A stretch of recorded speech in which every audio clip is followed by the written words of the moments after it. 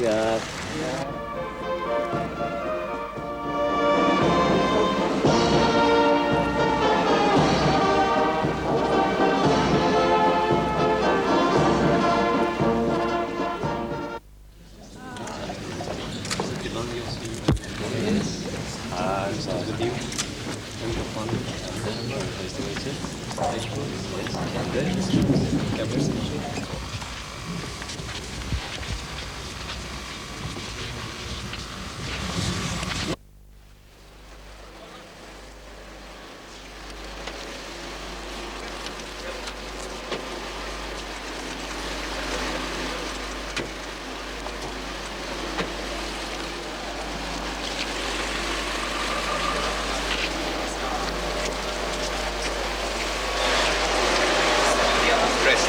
Prime Minister, how would you sum up your visit to India?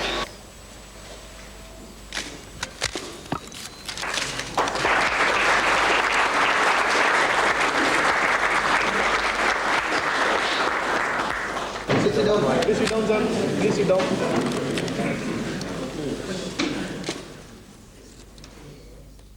J'ai tenu, nous l'avons rappelé ce matin, à ce que le premier déplacement en Asie de mon second septennat fut consacré à l'Inde.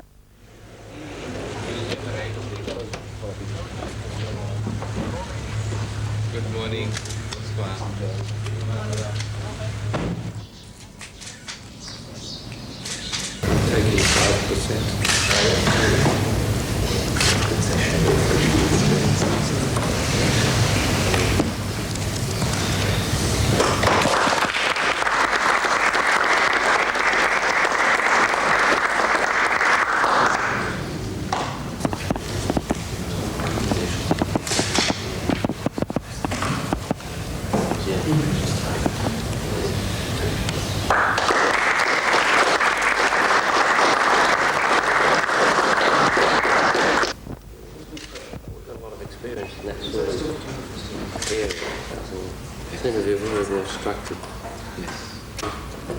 They're high-level people. They get a little people. Thank you.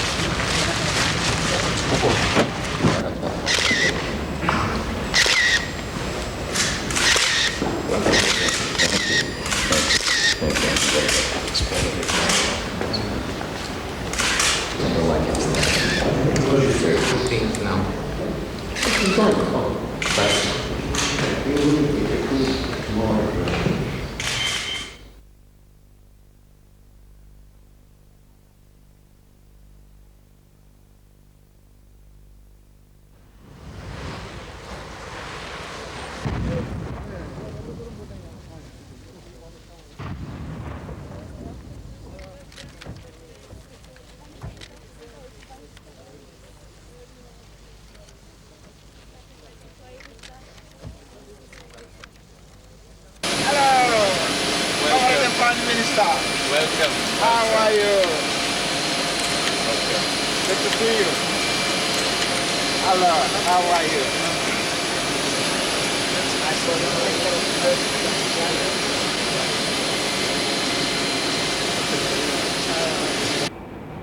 The Special Air India plane carrying him and his party landed at Beijing's capital airport, where he was greeted by the chairman of the reception committee and Minister for Metallurgy, Mr. Chi Yuangjin. He will be with the Prime Minister throughout the tour. Others who greeted him included the Indian ambassador, Mr. Ranganathan, and members of the small Indian community in Beijing. Doordarshan correspondent Muthu Kumar reports that according to the Chinese custom, a visiting dignitary is given a simple welcome bordering on informality at the airport.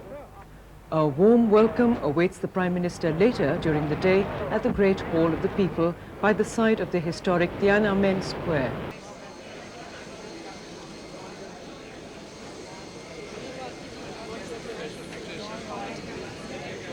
Are you going with a firm hope that Hindi Chini will be bhai bhai again?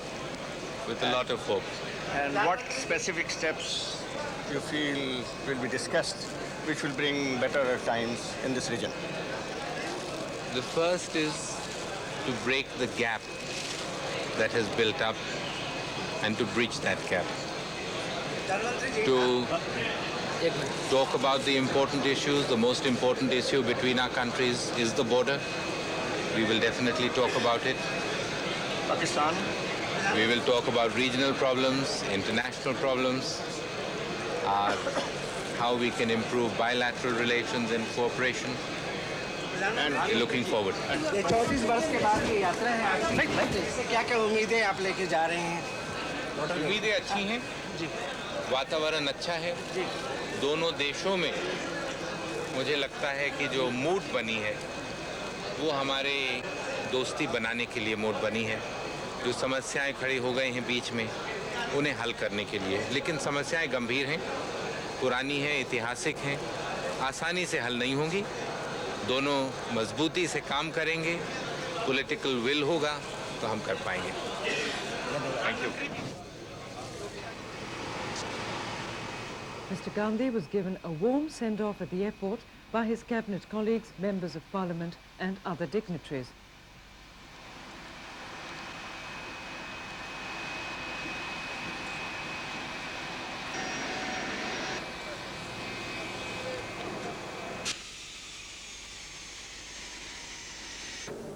The welcome was the first ever given to an Indian Prime Minister in 34 years. It was a sunny but chilly winter morning when Premier Li Feng received Mr. Gandhi outside the Great Hall of the People. He was escorted inside the hall where a ceremonial welcome took place.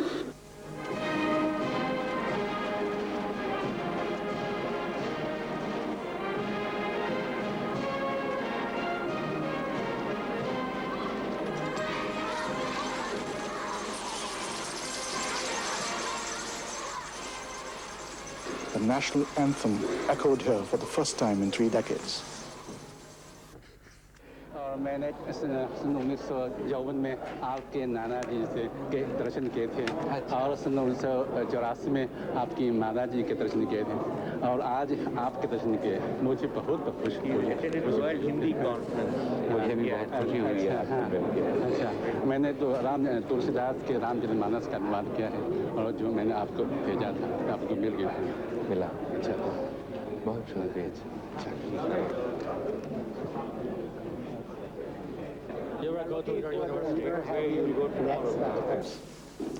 The boundary question has come to be a major problem.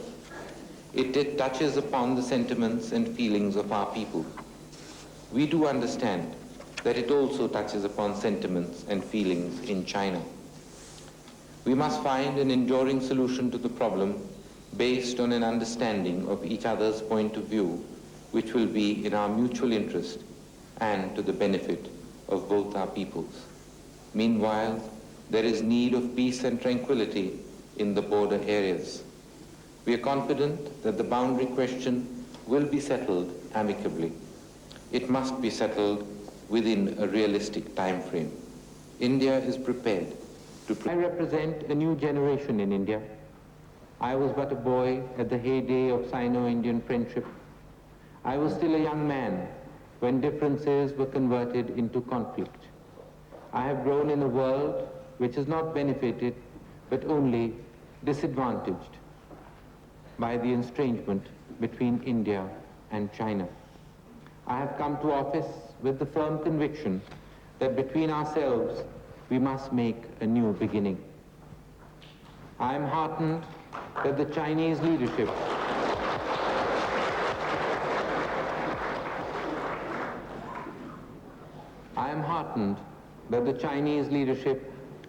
is more than prepared to put behind us past rancor and past prejudices. We must find an acceptable solution to the boundary question within a realistic time frame. This can be achieved in an atmosphere of mutual understanding and mutual confidence.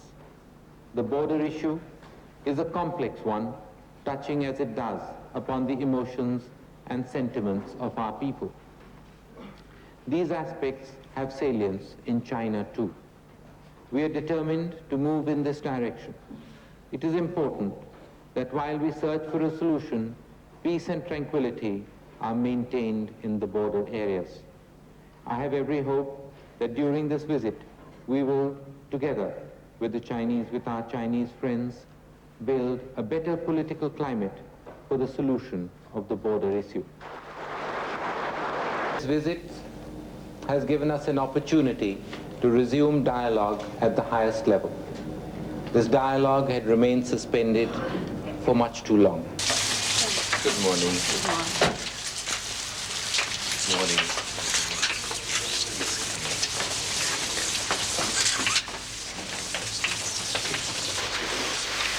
Mixed. Yes, very much. Between ours and here, there's no difference at all. I believe that sustained peace can be assured only in a world where violence yields to non-violence, hatred to compassion, intolerance to tolerance, deterrence to coexistence, and narrow segmentation to a sense of common humanity. We represent not only our own peoples, but the constituency of peace, which embraces all continents and countries and includes vast millions even within nuclear weapon countries. The major powers have recently agreed to resume discussions on nuclear weapons. This is a good development and we welcome it.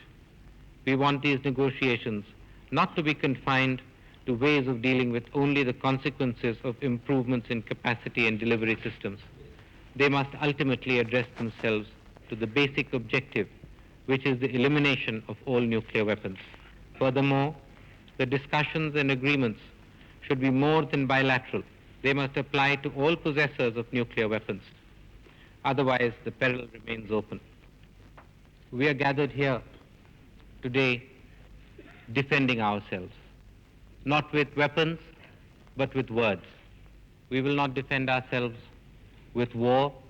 We will defend ourselves by building a public opinion against war. Nancy and I take great pleasure in welcoming you and Mrs. Gandhi to the White House today.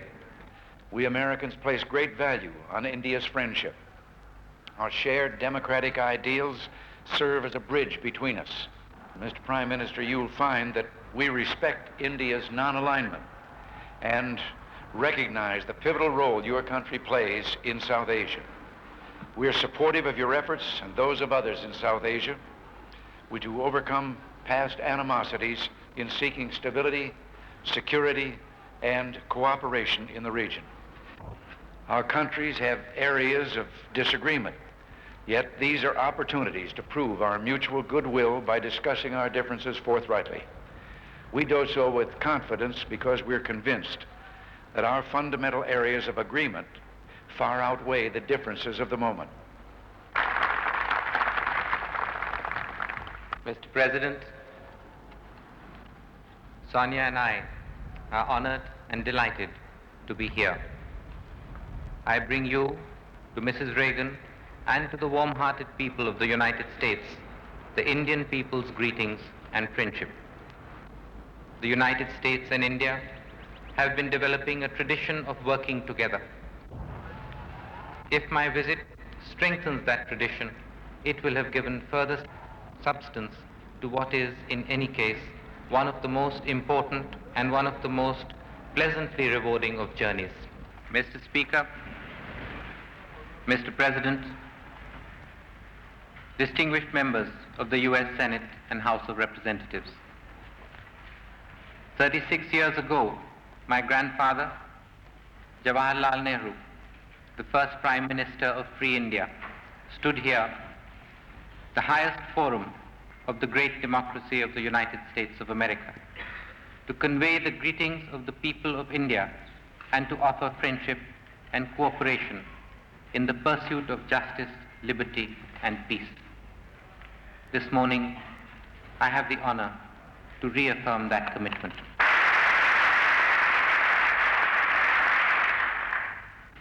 Our task today is to bring India to the threshold of the 21st century, free of the burden of poverty, legacy of our colonial past, and capable of meeting the rising aspirations of our people. This will require sustained effort on our part. India and the non-aligned movement fervently advocate disarmament, especially nuclear disarmament. Our ultimate objective must be general and complete disarmament under effective international supervision.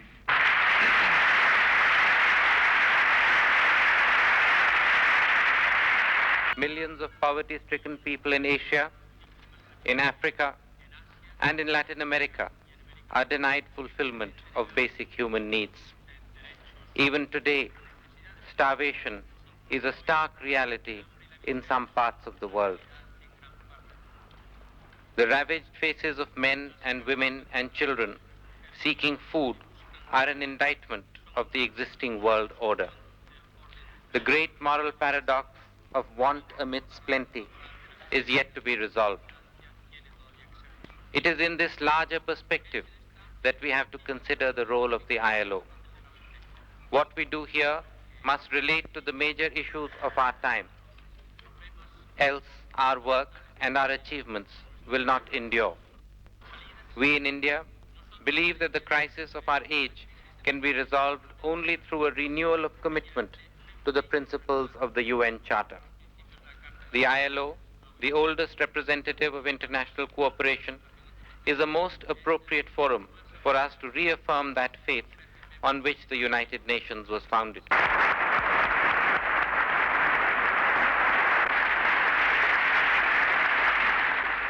The presentation of the John C. Phillips Memorial Medal, the highest award given by the International Union for the Conservation of Nature to Mrs. Indira Gandhi.